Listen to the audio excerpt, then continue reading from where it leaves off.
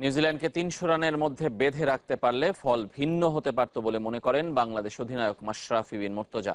এছাড়াও সাকিবের wicket, মুশফিকের injury ম্যাচের টার্নিং পয়েন্ট তার দৃষ্টিতে। হ্যামস্ট্রিং ইনজুরিতে পড়া মুশফিকের স্ক্যান রিপোর্টের দিকে তাকিয়ে নড়াইল এক্সপ্রেস।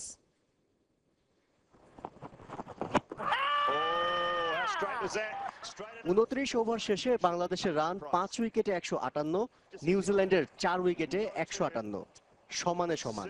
অথচ পরের ১২৬ বলে নিউজিল্যান্ড তুলল ১৮৮ রান, সেখানে মুখ থুবড়ে পড়ল বাংলাদেশ।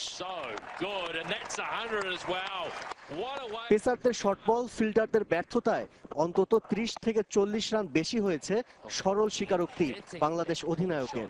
ফিল্ডিং এ অনেক লেথার্জিক ছিলাম, হয়তোবা ওইখানে ২০টা রান ওরা অনেক টুলস থ্রিজ নিয়েছে যেগুলো আমরা চেক করতে পারতাম। বোলিং একটু বেশি শর্ট বল করেছে, আমরা জানি যে 280 300 স্কোর হবে, কারণ এখানে সবসময় সেরকমই হয়।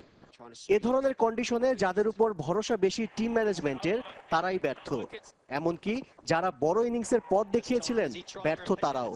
সাকিব যদি উইকেটে থাকতো হয়তোবা তখন দরকার ছিল এমন ইকুয়েশনটা ছিল যে আপনার 7.5-8 করে লাগবে, এবং যে উইকেটটা যত সহজ ছিল ব্যাটিং এর জন্য, সাকিব থাকলে হয়তো অন্যরকম হতো। সবকিছুকে ছাপিয়ে অস্বস্তির বড় কারণ মুশফিকুর রহিমের হ্যামস্ট্রিং ইনজুরি। পরের ম্যাচে খেলা নিয়ে আছে শঙ্কা। Then we'll go for scan and we'll decide. That's what physio said at the moment, and obviously we'll keep him in our eyes to how he's feeling tomorrow and after. ২৯ December নেলসনে হবে সিরিজের দ্বিতীয় one day.